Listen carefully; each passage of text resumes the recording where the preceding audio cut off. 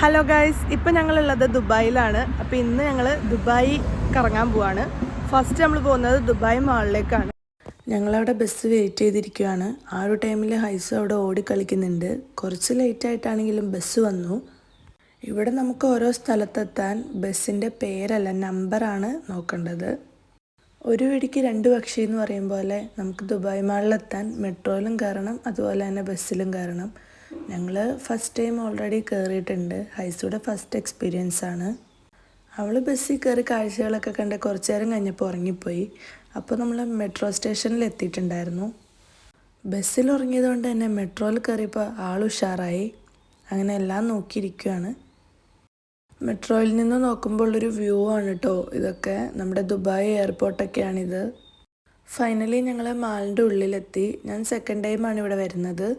നമുക്ക് മാളിൻ്റെ ഉള്ളിലേക്ക് കയറാൻ അത്യാവശ്യം കുറേ നടക്കാനുണ്ട്.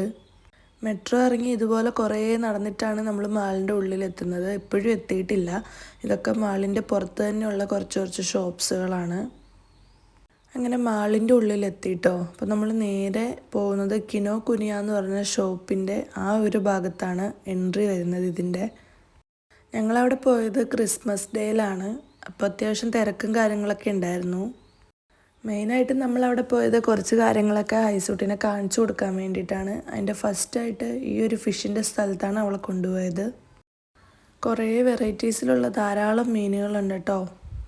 നമുക്കിതിൻ്റെ ഉള്ളിലിറങ്ങി ഇതിൻ്റെ ഉള്ളിലെ കാഴ്ചകളൊക്കെ എക്സ്പ്ലോർ ചെയ്യാൻ പറ്റും. അതിന് എക്സ്ട്രാ പേയ്മെൻറ്റാണ്. നമ്മൾ പിന്നെ ആ ഒരു പണിക്കൊന്നും നിന്നിട്ടുണ്ടായിരുന്നില്ല. പുറത്തുനിന്ന് നോക്കുമ്പോൾ തന്നെ അത്യാവശ്യം നല്ല രീതിയിൽ ഇതേപോലെയൊക്കെ കാണാം. പിന്നെ അതിൻ്റെ ഉള്ളിൽ നിന്ന് നോക്കുമ്പോൾ വേറെ തന്നെ ഒരു എക്സ്പീരിയൻസ് ആണല്ലോ. ലഞ്ച് ടൈമൊക്കെ കഴിഞ്ഞിട്ടാണ് ഞങ്ങൾ വീട്ടിൽ നിന്ന് ഇറങ്ങിയത്. ഇവിടെ നമ്മൾ കുറേ ടൈം സ്പെൻഡ് ചെയ്തു കേട്ടോ. നല്ല ഭംഗിയാണ് ഇവിടെ ഇങ്ങനെ നോക്കി നിൽക്കാൻ. പിന്നെ ഹൈസൂട്ടിയൊന്നും ഇവിടെ നിന്ന് വരുന്നുണ്ടായിരുന്നില്ല. ചെറുത് മുതൽ വലിയ സൈസ് വരെയുള്ള മീനുകളൊക്കെ കണ്ട് നമ്മൾ അവിടെ നിന്ന് പോയി.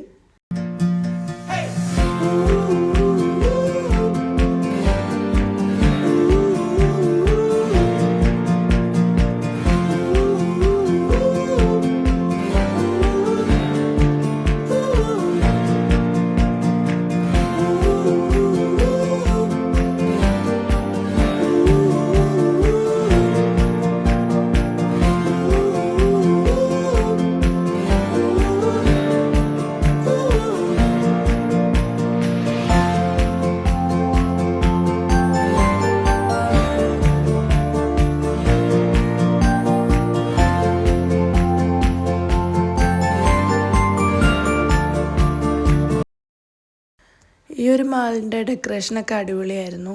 അവിടെ എല്ലാ മാളിലും ഇതുപോലെ ഡെക്കറേറ്റ് ചെയ്തിട്ടുണ്ട് അടിപൊളിയായിട്ട്. മാളിൻ്റെ ഉള്ളിലെ കാഴ്ചകളൊന്നും അത്ര പെട്ടെന്ന് കണ്ടു കഴിയാൻ പറ്റുന്നതല്ല. പിന്നെ ഞങ്ങൾ കുറച്ച് നേരമൊക്കെ അവിടെ നിന്നിട്ട് വേഗം തന്നെ പുറത്തിറങ്ങി.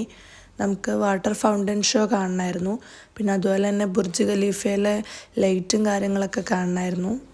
എന്താ ഒരു തിരക്കല്ലേ. പതിയെ രാത്രി ആകുന്തോറും തിരക്ക് കൂടി വന്നു.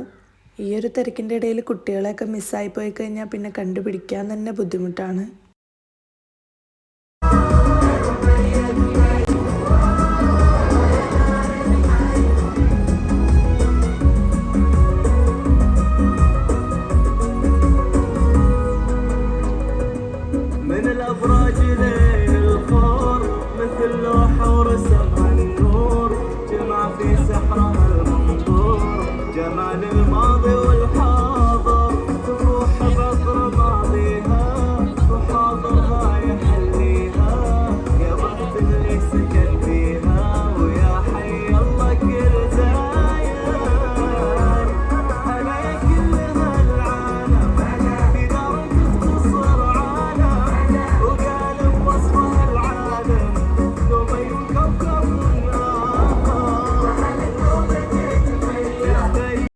ആ ഒരു ഹോട്ടലിൻ്റെ മുമ്പിലൊക്കെ നിറയെ തിരക്കായി. ഇനി ആ ഒരു ടൈം ആകുമ്പോൾ ഒന്നും കൂടെ തിരക്കാവും. വൈകിട്ട് 6 o'clock ഒക്കെ ആകുമ്പോഴാണ് വാട്ടർ ഫൗണ്ടൻ സ്റ്റാർട്ട് ചെയ്യുന്നത്. അതുപോലെ തന്നെ ബുർജ് ഖലീഫയിലെ ലൈറ്റ് ഷോയും അവർ ഇടയ്ക്ക് ടൈം അനുസരിച്ചാണ് സ്റ്റാർട്ട് ചെയ്യുന്നത്. ഞങ്ങൾ ലൈറ്റ് ഷോ തുടങ്ങാറായപ്പോൾ നേരത്തെ കാണിച്ച ഹോട്ടലിൻ്റെ ഫ്രണ്ടിലേക്ക് കറക്റ്റ് ഒരു വ്യൂ കിട്ടാൻ വേണ്ടി പോയിക്കൊണ്ടിരിക്കുകയാണ്.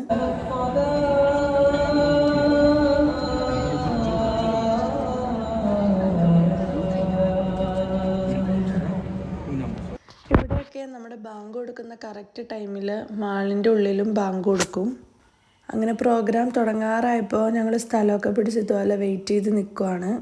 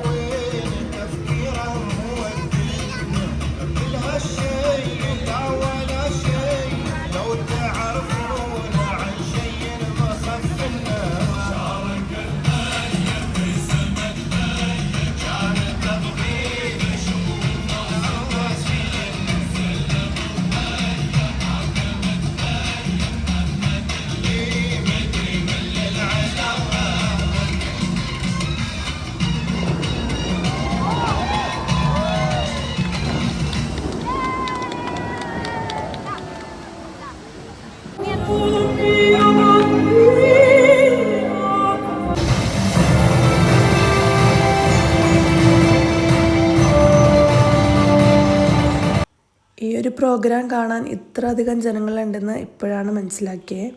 അത് കഴിഞ്ഞ് നമ്മൾ നേരെ പോയത് ഈ ഒരു വാട്ടർഫോളിൻ്റെ അടുത്തേക്കാണ്.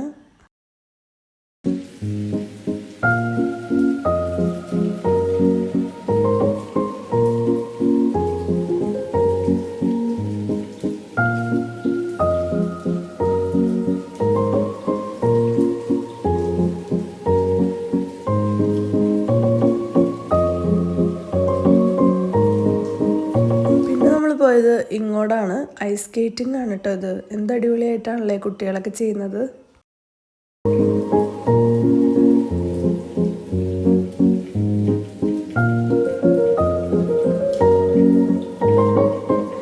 ഗൈസ്, ഇതൊരു ഹോട്ടലാണ് കേട്ടോ. ആ അഡ്വർടൈസ്മെന്റിന്റെ നടുവിൽ റെക്റ്റാങ്കിൾ ഷേപ്പിൽ കാണുന്നതാണ് ഹോട്ടല്. അങ്ങനെ ദുബായ് മാളിലെ എല്ലാ കാഴ്ചകളൊന്നും കണ്ടു തീർക്കാൻ പറ്റിയില്ല. നമ്മൾ തിരഞ്ഞെടുത്തു പോയ കുറച്ച് സ്പോട്ടിലും നമ്മൾ പോയി. അതുപോലെ തന്നെ ബുർജ് ഖലീഫയിലെ ലൈറ്റ് ഷോയും വാട്ടർ ഫൗണ്ടനൊക്കെ കാണാൻ പറ്റി. അതെല്ലാം കഴിഞ്ഞ് അത്യാവശ്യം നേരം വൈകിയപ്പോൾ നമ്മളിതാ ബസ്സിൽ കയറി തിരിച്ച് വീട്ടിൽ പോവാണ്. അപ്പോൾ ഇന്നത്തെ വ്ളോഗ് ഇതൊക്കെയായിരുന്നു. ഇനി അടുത്തൊരു വീഡിയോ ആയിട്ട് വരുന്നവരെ ബൈ.